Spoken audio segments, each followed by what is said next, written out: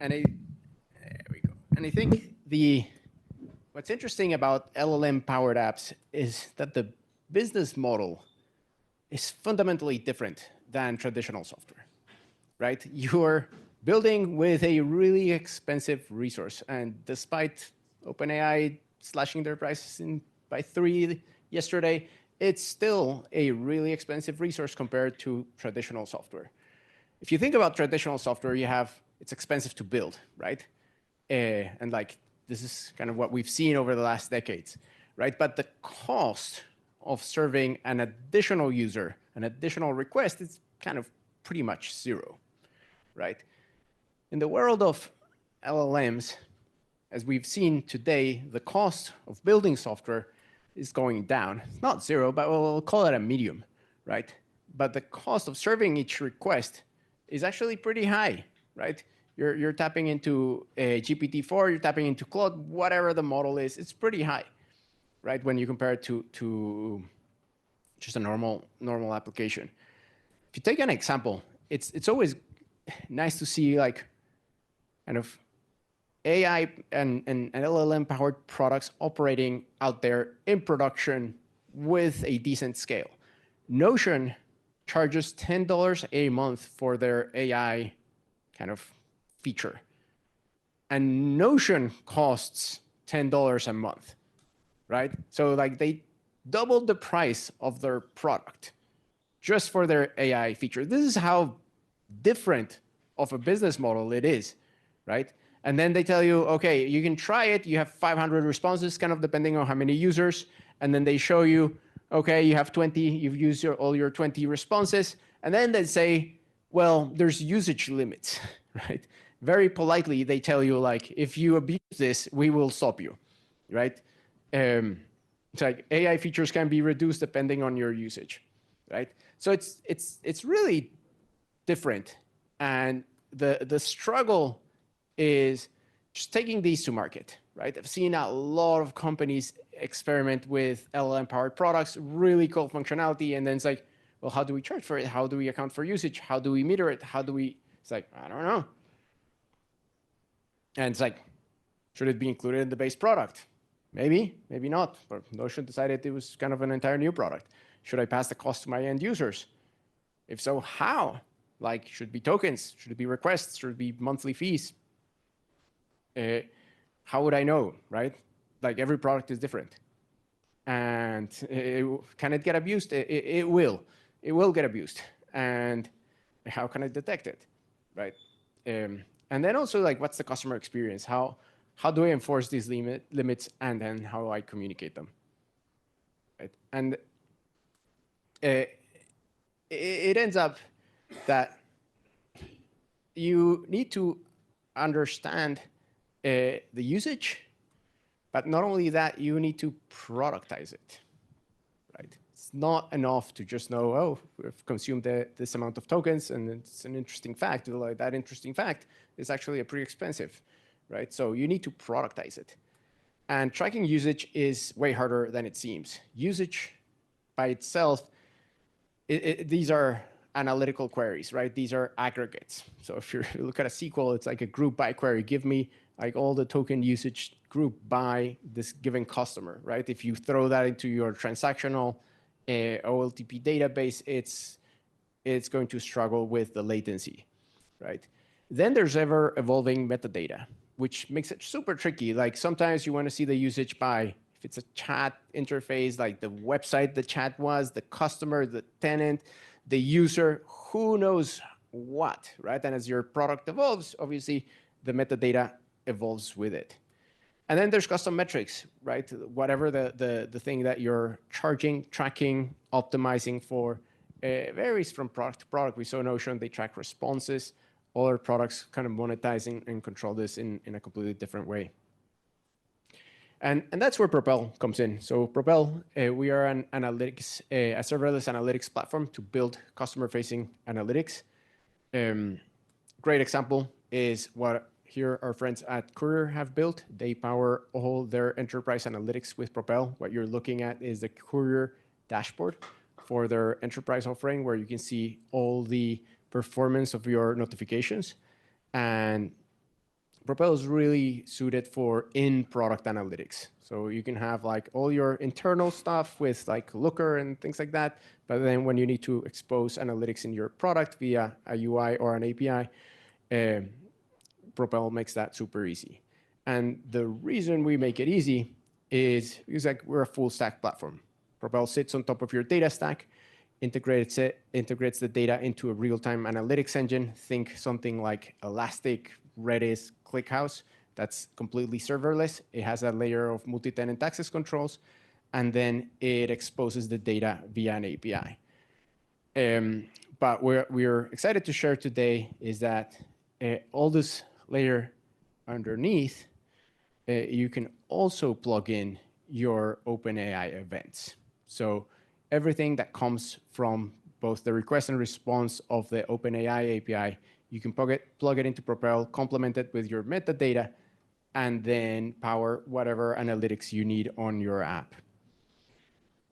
You get a couple of metrics out of the box. You get the request count, you get token usage, both on the prompt and the completion, and then you get request latencies, average and P95, and then you can create whatever metric you want. But most importantly, you can slice and dice these metrics by like all these dimensions out of the box. So you can kind of play with like all these parameters that are like super hard to tune, and your own application metadata, whether it's customers, whether it's users, whether it's whatever the context is for your analytics. So we're going to see it live. So we're going to do three things. We're going to create an OpenAI data pool in Propel. A data pool is a event collector, essentially. That is a high-speed storage that serves the data via the API. We're going to generate a ton of usage. So I need everyone to take their phones out and get ready. And we're going to visualize this data via the API. Normally, this would take like a multi-month project. We're going to do this in like 3 minutes. And let's see. How we're going to do this is we have a sample app. So this is kind of like a ChatGPT type interface, but like it's my own app. It's in localhost. Maybe it works. Maybe it doesn't. And this is Propel. So in Propel, you can connect your data from wherever. It can come from data warehouses like Snowflake, data lakes in S3, BigQuery. You can send events via webhooks, or you now have the OpenAI usage events. This essentially will give you a schema of all the data that comes in the request and response of your OpenAI request. You can add columns to the schema to include your metadata. If you want to authenticate it, we're going to call this OpenAI usage events. And then it's going to say, hey, I'm going to create these 6 metrics for you. Token usage, total token usage, prompt, token usage, completion, event count, average latency, and P95 latency. And this is like a template. You can create more metrics if you need. When we go here, you can see that we have already all our metrics. I can go and create a new one.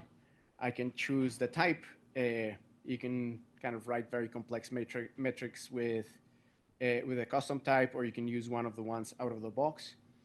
And then for the metrics, you can say, okay, what dimensions do I want? And you can add everything. And here, we're just going to add, say, model. We're going to add whatever we want to slice and dice by. Object. Cool. So what we're going to do is that we're going to take the URL of this data pool, and we're going to go to our VS Code, and we're going to paste that here. And this is the code of that application that you saw. This is like the file where I make the request to OpenAI, And essentially, I'm just making a post request to this URL with all the data that I get back. We're going to build it.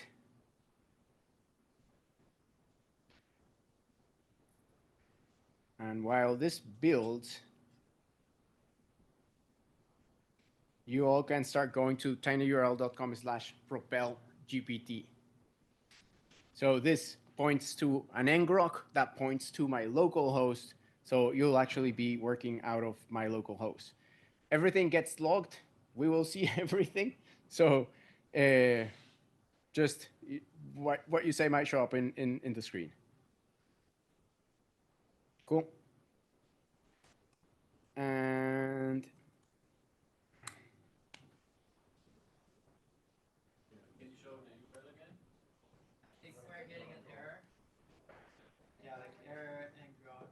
ngrok's down. Oh no. Yeah, the web server was down. I now started. Let's check it out. Better? Oh, okay. Yeah, yeah. You have to start and then we're gonna generate some usage. Let's see. We can say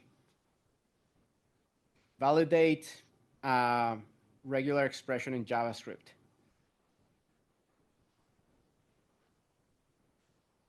And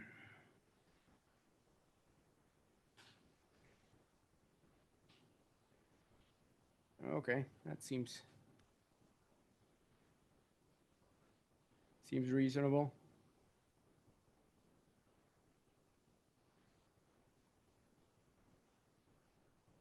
Now let's see.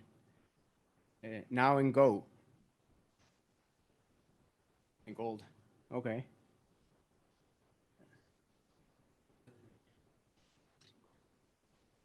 Yeah, I got it to do. Let's see if it'll do it again.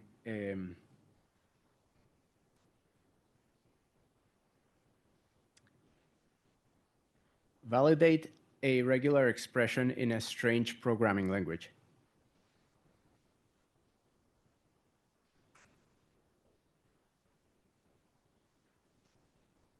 No. All right, I think we've generated some usage. Let's see if it's coming in. We're gonna review here that the requests are going out. Say in Ruby. Just gonna double check that everything is working.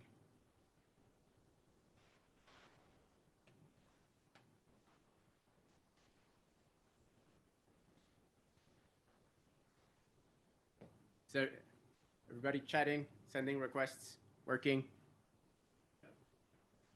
Good, good, good. And then our data pool is this N48. N48. So here you can see the app making the request.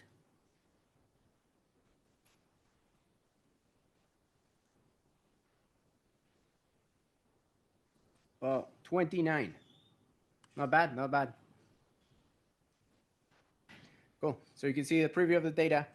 These are all the events that are coming in. They come in real time. You can see the response tokens, the completion tokens, all token consumption. When we go and to our API playground, say, hey, I want to see the total token usage. We're gonna do it in our time zone for today by the 15-minute increment, and boom, there we go. Geez, 13,000 tokens, not bad. But what's cool is that you can see here the GraphQL request to fetch that data so that you can integrate it with your app. If you're not super familiar with GraphQL, like this is just a curl request that you make, the JavaScript request that you make. So it's a API request that you can use to fetch your data. You can fetch the data for a time series. You can fetch the data as a leaderboard, as a counter that gives you a single number. You can fetch the data as a leaderboard where you say, hey, give me the token usage broken down by model, top 10 descending. I think this is just going to give us the GPT 3.5 Turbo. If we switch here to our friendly Postman, we'll see similar stuff. Um, Obviously, it's not authorized. We'll get our token.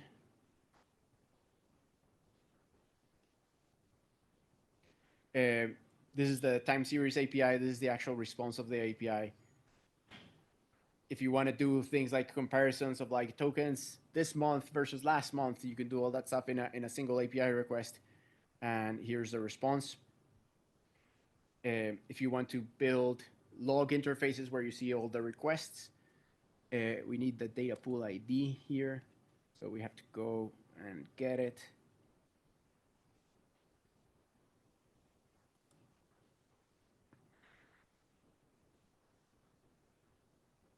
And you get like all your log. Um, and then what's cooler is, and this is kind of like the one of the reasons why GraphQL is so nice for data applications, is that you can essentially make a bunch of requests in a bunch of queries in a single request. So here we're doing 3 KPIs: token usage, event count, latency, and 2 time series: token usage over time and events over time. Um, and then 200 milliseconds, we get all the data we need. And obviously we can pipe this into our dashboard, whatever. So when you go back to that Notion example where you need to show that marker of like, hey, you've got X number of requests left, you've got X number of tokens left, whatever business logic you need to build, you can build it with just piping the events to Propel.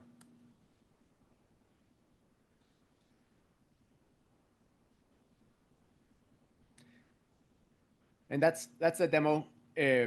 So we saw like in maybe less than 5 minutes, we created an analytics backend to capture the OpenAI events. We exposed them via an API. We queried them with Postman.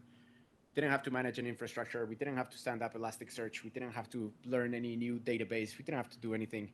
This scales like crazy. It's super, super fast. And yeah, if you want to learn more, come chat with us. Check out propeldata.com/docs. And thank you all for coming.